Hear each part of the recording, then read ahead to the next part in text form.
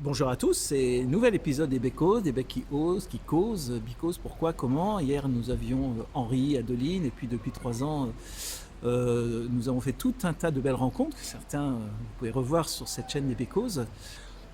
Alors, depuis quelques jours, j'ai été en relation un peu plus étroite avec une personne un peu, on peut peut-être pas dire étrange, en tous les cas avec un parcours de vie dont nous avons pris quelques,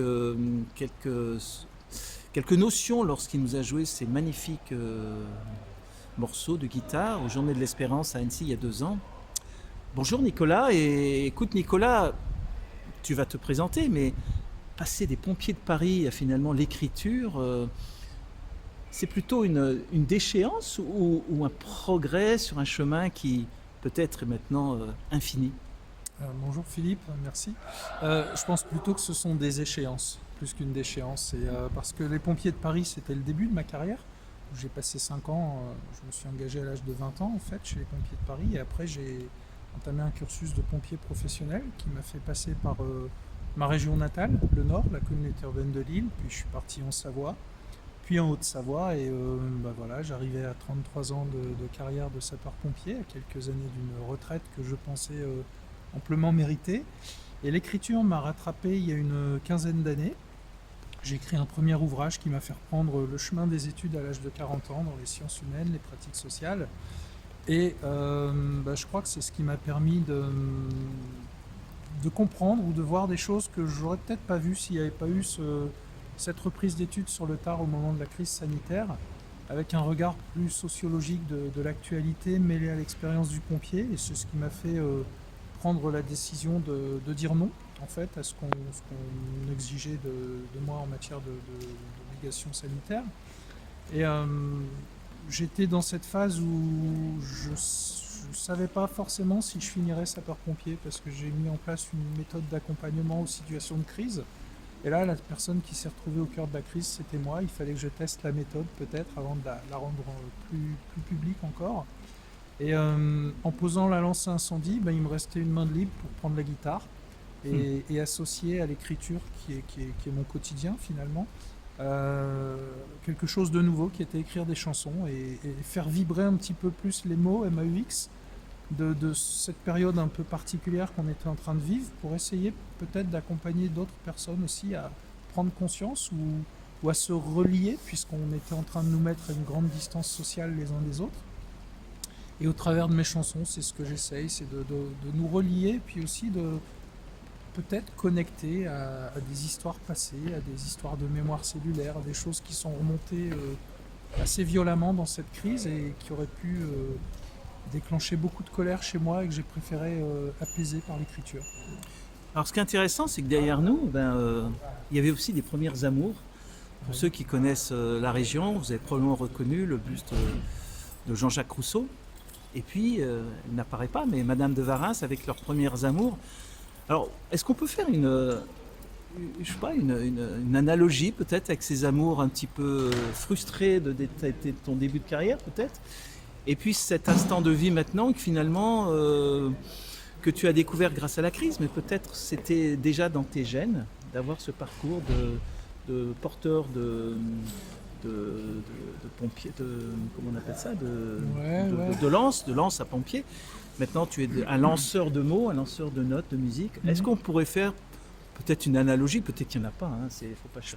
Je pense qu'il y en a une et c'est assez amusant que tu m'aies donné rendez-vous ici parce que quand je suis arrivé dans cette région qui n'était pas la mienne, moi je me suis senti appelé sur Annecy alors qu'à l'époque j'étais sur l'île et j'ai fait un détour par Tignes en Savoie pour revenir sur Annecy plus tard. Et le lendemain de mes gardes de sapeur-pompier, j'avais l'habitude d'aller faire beaucoup de sport pour évacuer, pour déposer tout ce que j'avais enduré. Et un jour, j'ai eu cette intuition, cette révélation dans le Semnoz, qui est une montagne juste à côté. Je ne sais pas pourquoi, j'ai les mots qui arrivaient et je me suis rappelé les lectures de Jean-Jacques Rousseau qu'on faisait en terminale, les confessions, les rêveries du promeneur solitaire. Et ça venait me parler alors que j'avais pas forcément de bons souvenirs de cette époque-là parce que j'avais pas tout compris à l'époque. Et les rêveries du promeneur solitaire sont venues réveiller chez moi un concept que j'aime beaucoup, que j'ai appelé les rêveries d'un promeneur solidaire. Hmm.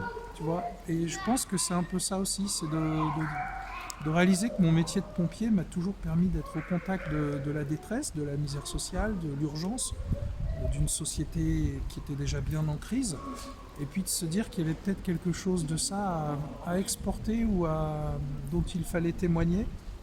Et moi, c'est vrai que c'est par l'écriture que c'est venu finalement, et je me suis réconcilié au travers des mots dans mes promenades quand j'allais respirer entre deux interventions ou deux gardes.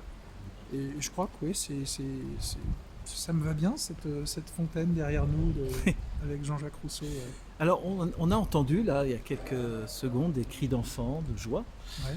Est-ce que quelque part, ta nouvelle vie n'est pas aussi destinée à ces enfants qui demain seront nos adultes et qui forgeront donc cette société qu'on aimerait nous fonder à notre place et qui peut-être est à construire nous-mêmes avec ces enfants de demain?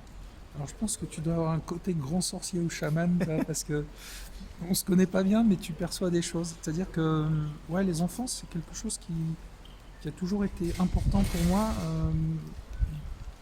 Déjà par mon patron, Saint-Nicolas, qui avait quand même une tâche très importante vis-à-vis des enfants qu'il fallait sortir des griffes de l'ogre.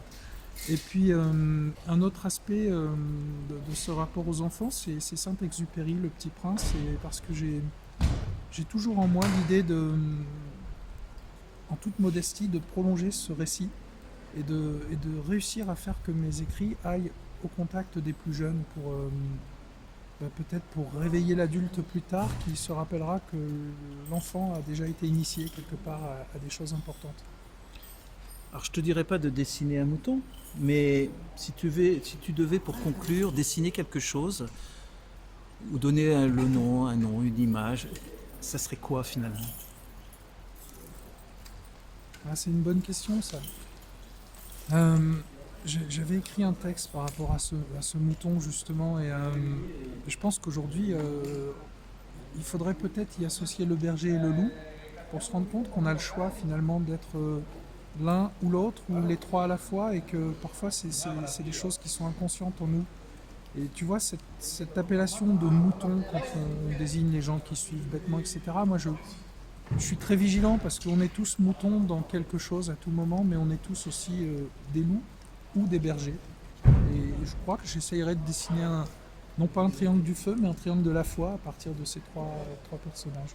C'est intéressant parce que hier justement avec Henri et Adeline, un mot qui revenait souvent, c'était le choix. Finalement, on a l'impression que on a tous le choix. Bon, il y a des choix difficiles, il y a des choix plus faciles, en restant dans notre zone de confort peut-être. Tu as probablement choisi toi un chemin beaucoup plus difficile, ne serait-ce qu'en termes de revenus, évidemment.